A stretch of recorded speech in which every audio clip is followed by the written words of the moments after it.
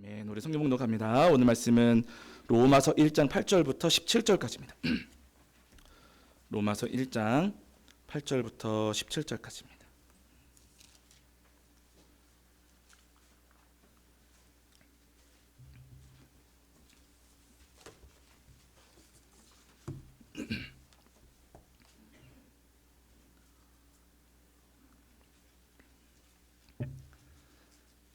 로마서 1장 8절부터 17절까지입니다. 1장 8절부터 17절까지. 로마서 1장 8절부터 17절까지 말씀 우리 찾으신 줄 알고 한 목소리로 합독하겠습니다. 함께합니다. 먼저 내가 예수 그리스도로 말미암아 너희 모든 사람에 관하여 내 하나님께 감사함은 너희 믿음이 온 세상에 전파됨이라. 내가 그의 아들의 복음 안에서 내 심령으로 섬기는 하나님이 나의 증인이 되시거니와 항상 내 기도에 쉬지 않고 너희를 말하며 어떻게 하든지 이제 하나님의 뜻 안에서 너희에게로 나아갈 좋은 길을 얻기를 구하노라. 내가 너희 보기를 간절히 원하는 것은 어떤 신령한 은사를 너희에게 나누어 주어 너희를 견고하게 하려 함이니 이는 곧 내가 너희 가운데서 너희와 나의 믿음으로 말미암아 피차 안위함을 얻으려 함이라. 형제들아, 내가 여러 번 너희에게 가고자 한 것을 너희가 모르기를 원하지 아니하노니 이는 너희 중에서도 다른 이방인 중에서와 같이 열매를 맺게 하려 함이로되 지금까지 길이 막혔도다. 헬라인이나 야만인이나 지혜 있는 자나 어리석은 자나 다 내가 빚진 자라. 그러므로 나는 할 수 있는 대로 로마에 있는 너희에게도 복음 전하기를 원하노라. 내가 복음을 부끄러워하지 아니하노니 이 복음은 모든 믿는 자에게 구원을 주시는 하나님의 능력이 됨이라. 먼저는 유대인에게요 그리고 헬라인에게로다. 복음에는 하나님의 의가 나타나서 믿음으로 믿음에 이르게 하나니 기록된 바 오직 의인은 믿음으로 말미암아 살리라 함과 같으니라. 아멘. 우리 자리에 앉으시겠습니다. 네, 여러분 한 주간 평안하셨지요? 오늘도 하나님 앞에 나와 예배하는 저와 여러분 위에 우리 주님께서 주시는 은혜와 사랑이 가득하기를 간절히 소원합니다. 지난주에 저희가 로마서 1장 1절부터 7절까지 말씀을 통해서 우리에게 주신 은혜를 나누었는데요. 지난주 말씀을 보시면은 사도 바울은 예수님의 종으로서, 예수님의 그리스도의 종으로서 자신은 복음을 전하는 사람이다. 예수님의 복음을 전하는 사람이다. 라고 이제 고백을 한 바 있습니다. 바울 사도가 이야기하는 그 복음, 가장 기쁜 소식은 뭐냐면은요, 우리 예수님이 우리 삶 가운데 가장 기쁜 소식이다. 이렇게 말씀을 하고 있어요. 우리가 생각할 때 돈 벌었습니다. 뭐 주식이 올랐습니다. 승진했습니다. 건강이 나았습니다.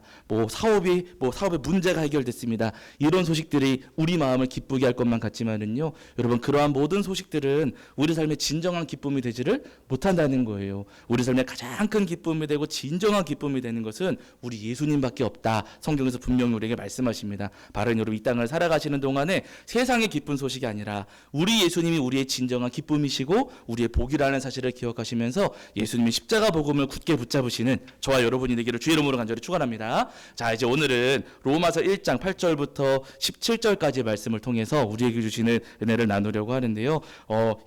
저희가 몇 주 전에도 말씀을 드린 것처럼 로마 교회는 바울 사도가 세운 교회는 아니었습니다. 로마서를 기록하실 때까지 바울 사도는 로마를 방문하신 적이 없으셨어요. 전도하기 위해서, 예수님의 복음 전하기 위해서 로마를 방문하신 적은 없었습니다. 그럼 도대체 이 로마 교회를 누가 세웠느냐? 이제 많은 분들이 베드로 이야기도 하시지만은요, 베드로의 가능성도 조금 아주 완벽하게 베드로다라고 100% 가능성을 줄 수는 없다는 거예요. 그러면은 이 로마 교회는 어떻게 세워졌는지 많은 분들이 이야기하실 때 무슨 이야기 하시냐면은 사도행전 이제 전반부 말씀 보시면은 초대교회가 막 세워지던 과정 가운데 유대인들이 박해를 하고 헤롯이 박해를 하고 막 그러거든요. 그렇게 박해를 당하시면서 초대교회 예루살렘에 계셨던 초대교회 성도님들이 유대 땅으로 흩어지기도 하시고 사마리아로 흩어지기도 하시고 더 먼 곳까지 흩어지기도 하셨어요. 그런 과정 속에서 본래 로마에 고향을 두고 있었던 사람들이 예수님을 믿는 예루살렘에서 예수님을 만나고 믿었다가 다시 자기 고향 로마로 돌아가면서 그분들을 통해서 로마의 교회가 세워지지 않았겠느냐. 그렇게 자생적으로 생겨난 교회를 너희를 나중에 베드로가 찾아와가지고 더 든든히 세워가지 않았겠느냐 이렇게 많이들 말씀을 하십니다. 어쨌든 로마 교회는 가장 중요한 것은 우리가 기억할 분명한 사실은 바울 사도가 세운 교회는 아니었습니다. 근데 바울 사도가 로마서에서 무슨 이야기 하시는지 로마서 15장 20절 같은 데 말씀 보시면은 남의 터 위에는 내가 건축하지 않는다 이렇게 말씀을 하시거든요. 그러니까 다른 사람이 복음 전하는 곳에 가서 내가 또다시 교회를 세우지는 않습니다. 나는 누구도 복음 전하지 않은 곳에 가서 거기서 나는 복음 전하고 교회를 세울 겁니다 라고 말씀을 하세요. 그런데 로마 교회는 바울 사도가 세운 교회는 아니거든요. 그럼 가야 될까요? 안 가야 될까요? 그 본인의 원칙대로라면 바울 사도의 원칙대로라면은 가지 않아야 되거든요. 근데 바울 사도 그럼 뭐라고 말씀하시는가 보세요. 자, 1장 10절입니다. 1장 10절.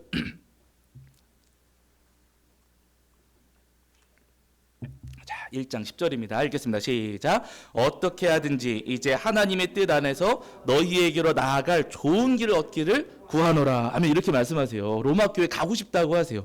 로마서 15장에서는 분명히 남의 터 위에는 교회를 세우지 않는다 이렇게 말씀을 하셨는데 로마서 1장 10절에서는요. 너희에게로 나아갈 좋은 길 얻기를 구하노라. 여러분들한테 좀 빨리 가고 싶습니다. 이렇게 말씀을 합니다. 그리고 그럼 13절에도 보시면 이렇게 말씀을 13절. 자, 우리 13절을 읽겠습니다. 함께 합니다. 13절 읽겠습니다. 시작. 형제들아 내가 여러 번 너희에게 가고자 한 것을 너희가 모르기를 원하지 아니하노니 이는 너희 중에서도 다른 이방인 중에서와 같이 열매를 맺게 하려 함이로되 지금까지 길이 막혔도다 하면 여기서도 뭐라고 하시는 여러 번 너희에게 가고자 한 것을 이렇게 말씀하세요. 그러니까 바울 사도는 이전부터 로마에 가려고 여러 번 시도를 하셨다는 겁니다.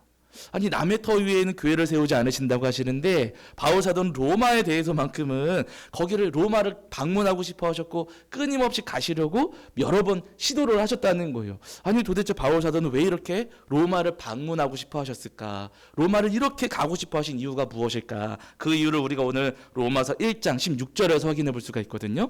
자, 로마서 1장 16절입니다. 1장 16절. 자, 1장 16절. 자, 읽겠습니다. 시작. 내가 복음을 부끄러워하지 아니하노니 이 복음은 모든 믿는 자에게 구원을 주시는 하나님의 능력이 됨이라. 먼저는 유대인에게요 그리고 헬라인에게로다. 아멘. 이 말씀을 통해서 바울 사도가 왜 로마에 가고 싶어 했는지 우리가 확인해 볼 수가 있어요. 16절 말씀을 보시면은요. 16절에서 바울 사도가 내가 복음을 부끄러워하지 아니하노니 라고 이렇게 말씀하십니다. 복음을 부끄러워하지 않는다는 것은 반대로 이야기하면 복음을 자랑스럽게 생각하는 거잖아요. 바울 사도는 예수님의 십자가 복음을 자랑스럽게 생각했습니다. 그러니까 여기서 말씀하시는 복음은 앞에서도 언급을 해드렸지만은 복음은 곧 예수 그리스도시니라 했으니까 바울 사도는 우리 예수님을 부끄러워하지 않는다. 십자가에 못 박혀 죄인처럼 돌아가신 우리 예수님을 바울 사도는 부끄러워하지 않고요. 오히려 그 예수님을 자랑스러워한다는 거예요. 예수님을 자랑하고 싶다는 겁니다. 예수님이 내 안에 계신 예수님을 바울 사도는 감출 수가 없고 로마 교회 성도님들을 찾아가서 그 예수님을 자랑하고 싶어서 그래서 어떻게든 로마를 한번 가보려고 그동안 여러 번 노력하고 수고했습니다 라고 지금 바울 사도가 로마 교회 성도님들에게 이야기를 하고 있는 거예요. 저는 이 말씀을 읽어 내려가면서 내가 복음을 부끄러워하지 아니하노니 하는 이 말씀이 마음에 탁 걸렸어요. 여러분 우리 예수님의 십자가 복음을 부끄러워하십니까? 자랑스럽게 생각하십니까? 자랑스럽게 생각하시죠? 그런데 여러분 생각을 해보세요. 나한테 자랑할 만한 것이 있으면 다른 사람들한테 자랑하세요? 안 하세요? 하실까 안 하실까요? 하시잖아요. 목걸이 사시면은 옷을 뭐 입으세요? 조금 파진 거. 그쵸? 반지 뭐 예쁜 거 반지 끼시면은 커피 드실 때도 괜히 이렇게 손가락 보여주면서 하시고 시계 새로 사신 분들 어떻게 하세요? 탁 하시죠. 저도 솔직히 얼마 전에 시계를 샀어요. 작년부터 고민을 하다가 얼마 전에 시계를 샀거든요. 그 제 마음에 이거를 누구한테 자랑할까 지금 자랑할 사람을 제가 지금 고민하고 있습니다. 다행히 오늘 친구가 와가지고 친구한테 자랑해가지고 고민하고 있어요. 저희 제가 사는 아파트 같은 그 동네에 그 사시는 목사님이 또 있거든요. 어느 날 내가 불러야 되나 며칠 날 저녁에 불러서 자랑할까 제가 고민을 하고 있습니다. 나한테 무언가 여러분 자랑할 만한 것 나한테 좋은 것이 있으면은요 여러분 절대로 감추지를 않습니다. 집값이 오르면은요 괜히 대화 나누다가 집 이야기가 나오잖아요. 나 집값 오른 거 자랑하려고 나도 모르게 집 이야기를 하게 되고요. 차를 새로 사신 분들은 여러분 차 자랑을 해야 되니까 어디 드라이브 가자 이야기를 하거나 아니면 무슨 청년들 같은 경우는 SNS 뭐 페이스북 같은 거 하면서 커피잔 요렇게 놓고 그 뒤에다가 차키 요렇게 놓은 다음에 추워서 커피 한 잔. 그런데 뭐 자랑하고 싶은 거예요? 차 자랑하려고 살짝 다 그렇게 합니다, 여러분. 우리 마음에 자랑하고 싶은 거 있고 나한테 좋은 게 있으면은 우리는 절대로 감추지를 않아요. 반드시 표를 내게 되어 있고요. 반드시 자랑하게 되어 있습니다.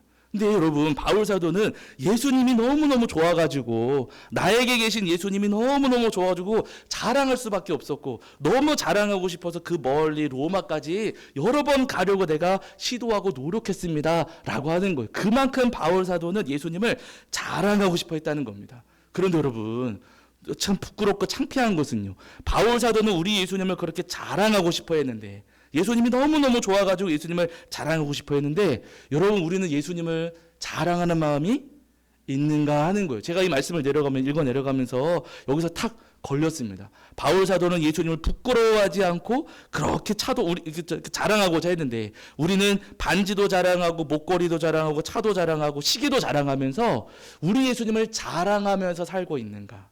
우리가 예수님을 드러내면서 살고 있는가? 사람들 옆에 가게 슈퍼 찾아가면서 나 예수님 믿어요. 내가 그렇게 즐겁게 이야기하면서 여러 사람들에게 우리가 증언하고 있는가?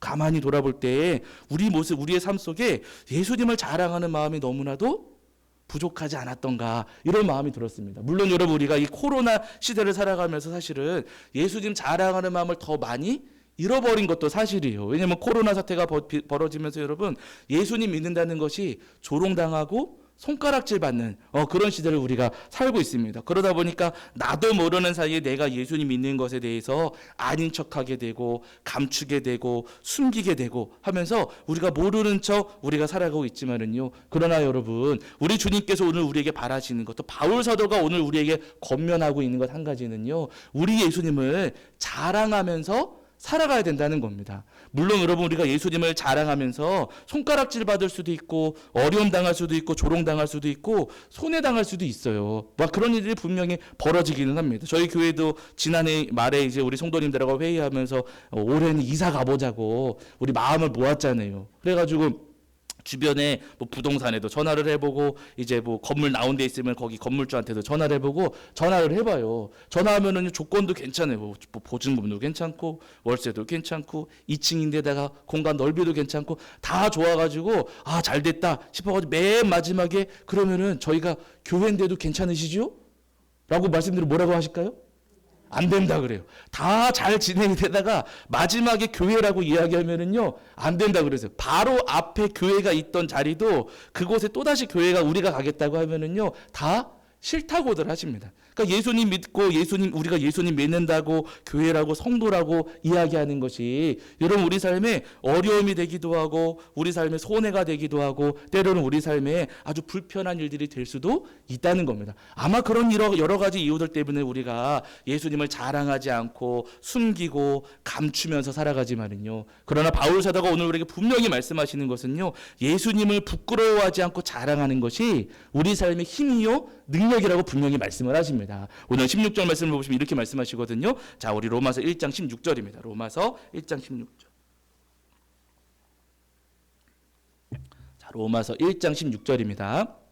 로마서 1장 16절 읽겠습니다. 시작. 내가 복음을 부끄러워하지 아니하노니 이 복음은 모든 믿는 자에게 구원을 주시는 하나님의 능력이 됨이라. 먼저는 유대인에게요 그리고 헬라인에게로다. 아멘. 우리 예수님은 믿는 모든 자에게 구원을 주시는 하나님의 능력이다. 구원의 능력이시다 라고 말씀을 하십니다. 우리가 여러 가지 어려움 때문에 예수님 믿는 것, 내가 예수님 따르는 것을 숨기고 감추며 살아갈 수 있지만은요. 그러나 감추지 않고 우리가 주님을 부끄러워하지 않으면서 자랑하는 것이 우리 삶의 진정한 구원의 능력이 되신다고 바울사는 우리에게 분명히 말씀하고 있습니다. 바로는 여러분 이 땅을 살아가면서 우리가 예수님 믿는 믿음 때문에 손가락질 당하고 손해당할 수 있겠지만은요. 그럼에도 불구하고 우리가 예수님 믿는 우리의 믿음, 우리 예수님을 부끄러워하지 않으시고 당당하게 자랑하실 수 있는 저와 여러분이 되기를 주의 이름으로 간절히 축원합니다. 우리 성도님들이 다니엘을 기억하실 텐데요. 너무 자주 이야기해서 이미 다 기억하고 계시겠지만 있지만 우리 한 번 더 말씀을 드릴게요. 여러분 다니엘은 아주 어린 시절에 그러니까 15세 전후 청소년 시절에 바벨론에 이제 포로로 끌려갔습니다. 그 시절부터 바벨론에 끌려가서 바벨론에서 이제 그 바벨론의 왕을 섬기면서 왕의 명령을 따르면서 살아가게 되는데요. 그렇게 끌려간 다니엘이 가장 먼저 결단했던 게 뭐였냐면요. 나는 왕의 말보다 하나님의 말씀을 따를 겁니다. 나는 여기 비록 포로로 끌려왔지만은 왕을 따르는 사람이 아니라 하나님을 따르는 사람입니다. 라고 믿음의 결단을 내립니다. 그럼 여러분 다니엘이 포로로 끌려간 주제에 하나님 따르겠다고 하면은 그 삶이 편안했을까요? 아니면 힘들었을까요? 당연히 힘들지요. 여기저기서 공격이 있고요. 어려움이 많았을 겁니다. 그럼에도 불구하고 여러분 다니엘은요. 자기가 하나님의 백성이라는 사실을 감추지 않았습니다. 그러니까 하나님께서 그 모습을 긍휼히 여겨주시고 다니엘에게 지혜와 총명을 더하셔서 바벨론 땅에서도 형통한 삶을 살 수 있도록 또 그 하나님께서 주신 지혜와 총명으로 이스라엘 백성들을 돌보며 살 수 있도록 포로지에서 돌보며 살 수 있도록 하나님께서 은혜를 내려주셨거든요. 그 세월이 여러분 무려 70년이었습니다. 우리가 생각할 때는 다니엘 말씀이 그냥 휙 읽어지시니까 아주 짧았구나 싶을 수 있겠지만은요, 여러분 하나님께서 다니엘을 바벨론 땅에서 또 그 페르시아 땅에서 지켜주시고 돌봐주신 세월이 무려 70년 세월이었어요. 하나님께서 70년 동안 다니엘에게 지혜 주시고 총명을 주셔서 아주 이 다니엘을 통해서 놀라운 일들을 하나님께서 많이 일으켜 주셨습니다. 여러분 그 모습을 바라보던 다른 신하들이 너무 마음이 불편한 거예요. 내가 하는 건 잘 안 되는데 다니엘이 하는 건 잘 돼요. 내가 하는 거는 다 어그러지고 다 잘못되는데 다니엘이 하는 일들은 잘 됩니다. 그러면은 여러분 마음에 질투가 생길까요? 안 생길까요? 생기죠. 그러니까 이 다니엘을 바라보던 다른 신하들이 안 되겠다. 저 다니엘 우리가 어떻게든 좀 없애버려야겠다 생각을 해가지고 그 당시 왕이었던 페르시아 왕이었던 다리오를 찾아가서 이야기를 합니다.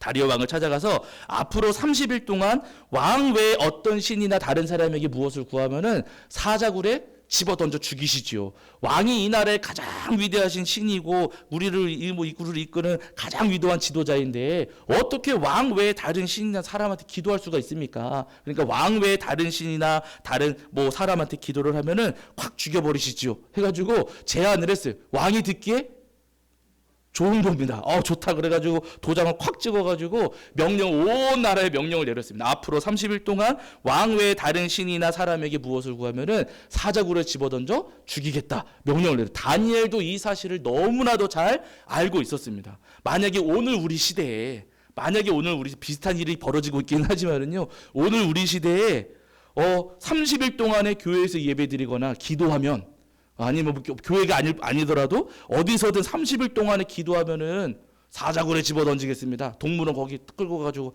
다 호랑이 굴에 집어 던지겠습니다. 라고 하시면 기도하시겠어요? 안 하시겠어요? 네? 저 같으면 눈 뜨고 할 겁니다. 그러면서 기도 아닌 척하면서 기도할 수도 있겠고요. 예전에 어렸을 때 같은 경우 생각해 보면은 어렸을 때 이제 중고등학교 때 도시락 싸가잖아요. 학교에 도시락 싸가면 밥 먹기 전에 기도해야 되는데 어떻게 기도하셨어요? 저 같은 경우 어떻게 되었냐면 가방에서 도시락 꺼내면서 하나님 감사합니다 하면 이렇게 요 사이에 감사합니다 이렇게 먹었어요. 남들이 기도하는 거 보면 손가락질하고 그럴까봐 아마 제 생각에 우리가 다니엘과 같은 비슷한 처지에 처한다면은요, 눈 뜨고 기도하거나 뒷짐지고 이렇게 아닌 척하면서 기도하거나 아니면 고작 여러분 30일밖에 안 됩니다. 하나님 30일만 참았다가 할게요. 그리고 30일 뒤에 하겠습니다. 이렇게 하지 않을까 싶습니다. 그럼 여러분 이 당시에 다니엘은 어떻게 했는가? 우리 말씀 한 구절만 찾아보실게요. 다니엘 여러분 6장 10절입니다. 6장 10절. 구약성경 1243페이지고요. 다니엘 6장 10절입니다.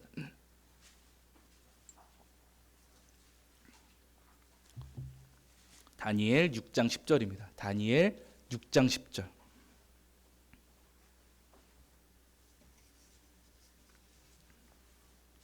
네, 다니엘 6장 10절. 구약성경 1243페이지 정도 있고요. 다니엘 6장 10절입니다. 다니엘 6장 10절. 네, 다니엘 6장 10절 말씀. 자, 다니엘 6장 10절 말씀. 우리 찾으신 줄 알고 한 목소리를 읽겠습니다. 함께합니다. 시작. 다니엘이 이 조서에 왕이 도장이 찍힌 것을 알고도 자기 집에 돌아가서는 윗방에 올라가 예루살렘으로 향하는 창문을 열고 전에 하던 대로 하루 3번씩 무릎을 꿇고 기도하며 그의 하나님께 감사하였더라. 아멘. 다니엘 여러분, 왕이 사자굴에 넣겠다라고 도장 찍은 것을 다니엘도 너무나도 잘 알고 있었습니다. 근데 잘 알고 있으면서도 다니엘이 어떻게 하냐면요, 10절에 보시면 알고도 자기 집에 돌아가 어디로 갔어요? 윗방으로 올라가서 지하실로 내려가지 않았습니다. 숨어서 하려고 지하실로 가지 않고요, 윗방 2층으로 올라갔습니다. 그리고 창문을 닫았어요, 열었어요? 열었어요. 창문을 열었는데 하필이면 어디로 향했습니까? 예루살렘으로 향하는 창문을, 왕궁을 향한 창문도 아니고요, 예루살렘으로 향하는 창문을 활짝 열었어요. 저 같으면 그냥 2층으로 가더라도 아유 추우니까 닫자 그리고 그냥 닫았을 텐데, 여러분 다니엘은 일부러 창문을 열었습니다. 그리고 전에 하던 대로 3번씩 하는데 기도를 하는데, 여러분 어떻게 기도했다고요? 무릎을 꿇고. 저 같았으면 그냥 서서 커피 마시면서 차 마시면서 그러고 기도 아닌 척 했을 텐데, 여러분 다니엘은요 무릎을 꿇고 기도하는 자세를 확실하게 보여주면서 나 기도하고 있습니다 하면서 감추지 않고 드러내고 다 보라고, 나 하나님 믿고 있고 하나님께 한테 기도하고 있다는 것을 당당하게 보여주면서 기도를 했더라는 겁니다. 아, 너무 대단한 거예요. 이때 다니엘의 연세가 몇 세시라고요? 85세 정도 됩니다. 왜냐하면 15세 전후에 붙잡혀 가셨고 70년 지났으니까 85세 전후예요. 할아버지세요.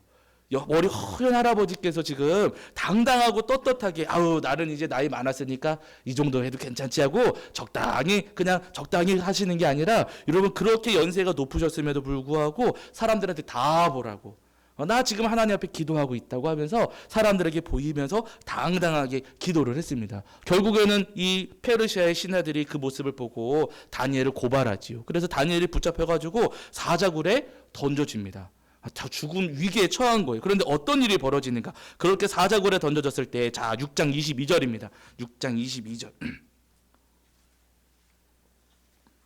다니엘 6장 22절입니다. 자, 읽겠습니다. 시작. 나의 하나님이 이미 그의 천사를 보내어 사자들의 입을 보응하셨으므로 사자들이 나를 상해하지 못하였사오니 이는 나의 무죄함이 그 앞에 명백함이오며 또 왕이여 나는 왕에게도 해를 끼치지 아니하였나이다 하니라. 아멘. 하나님께서 다니엘이 사자굴에 집어던져졌을 때 하나님께서 사자들의 입을 어떻게 하셨다고요? 봉하셨으므로 하나님께서 사자 입을요 꽉 틀어 막으신 겁니다.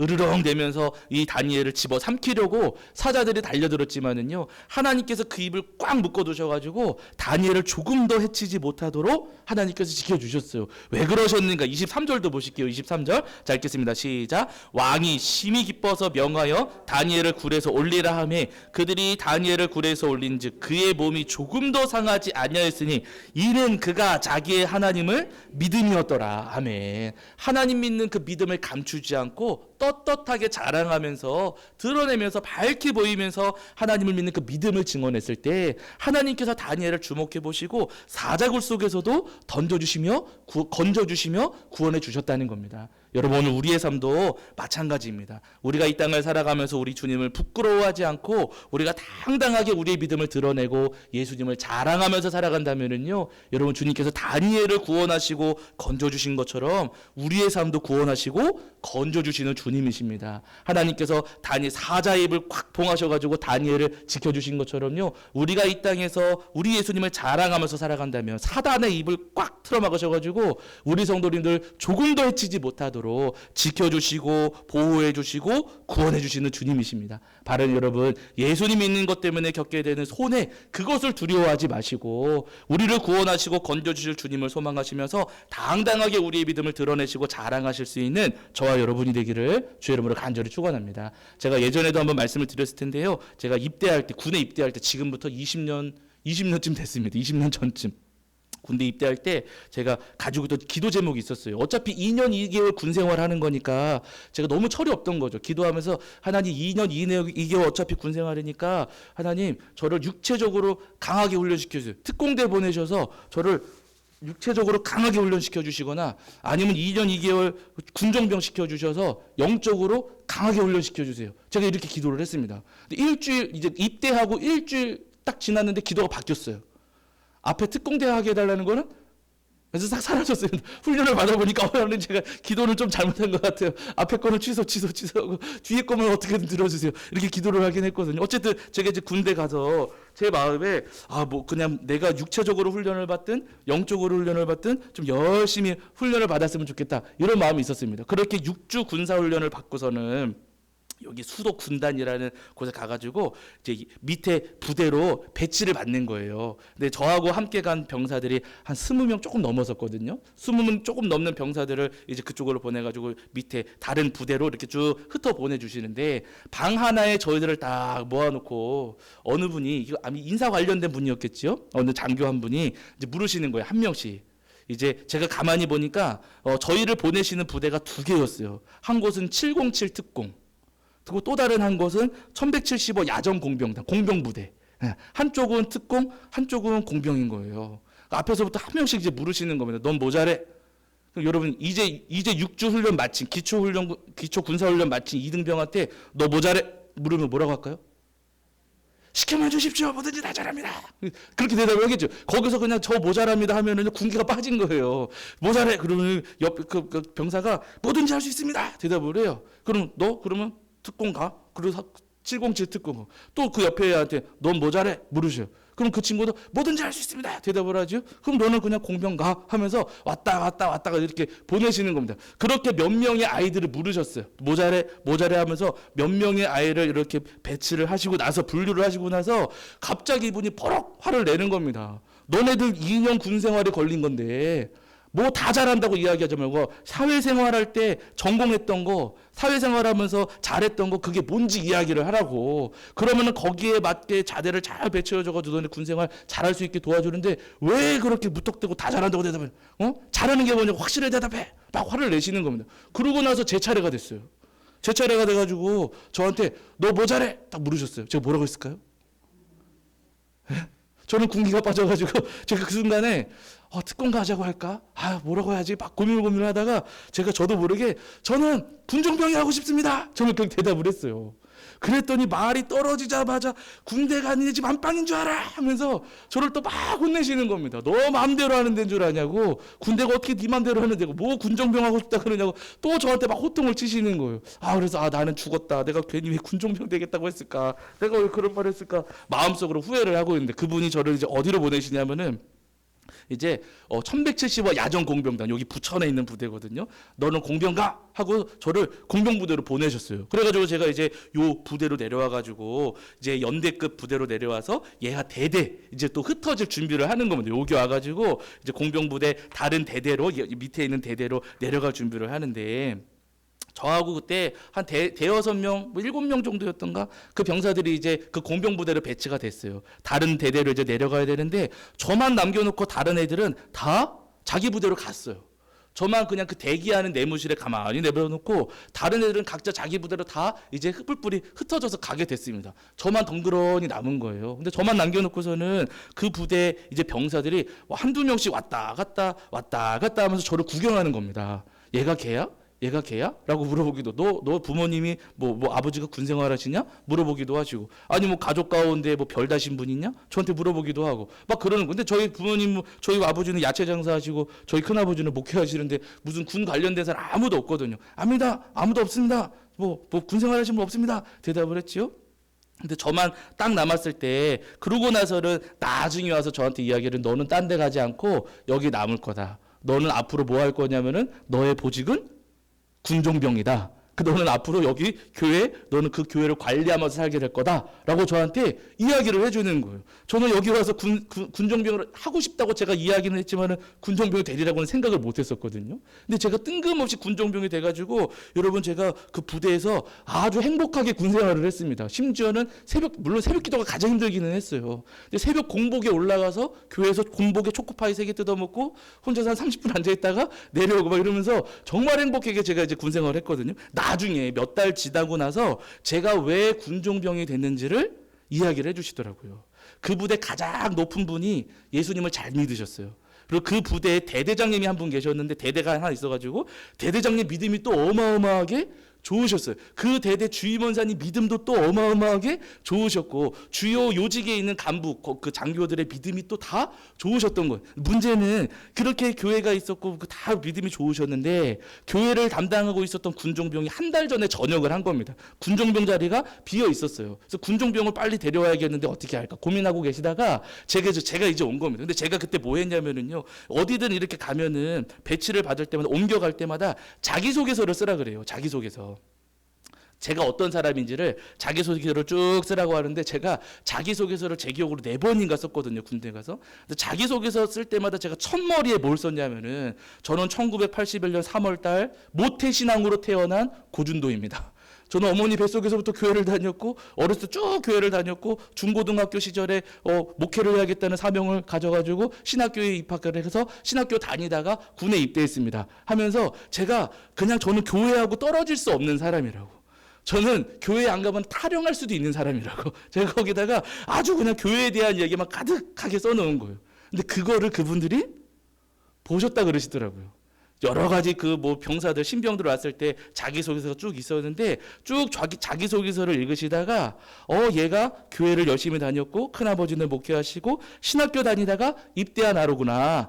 그래서 그거 보시고 그냥 저를 군종병으로 삼으셔서 거기 군종병을 지내라 라고 이렇게 명령을 내리셨다네요. 그래서 제가 여러분 그 부대에서 2년 동안에 아주 행복하게 거기 위병소 병사들만 없었으면은요 에덴 동산하고 똑같았어요. 두루 지키는 병사들만 없었다면은 정말 좋은 곳이었거든요. 그렇게 제가 행복하게 2년 동안의 군 생활을 할 수가 있었습니다. 만약에 여러분 제가 그 종이에다가 별거 아닌 종이에다가 예수님 믿는다는 이야기를 쓰지 않았다면은 아마 저는 그냥 다른 부대로 가게 됐을 겁니다. 근데 그 한마디 때문에 나는 예수님 믿는 사람입니다. 나는 평생 동안 예수님 믿고 살았고 교회하고 떨어질 수 없는 사람입니다. 라는 것을 제가 그 종이에다 썼기 때문에 그 한마디 때문에 여러분 제가 아주 평안하고 행복하게 군생을 할 수가 있었더라는 거예요. 여러분 우리 모든 삶이 마찬가지입니다. 우리가 이 땅을 살아가면서 내가 예수님의 사람입니다. 내가 예수님 믿고 있습니다. 내 안에 예수님이 계십니다. 우리가 자랑하고 증언하고 떳떳하게 드러내면서 살아간다면요 여러분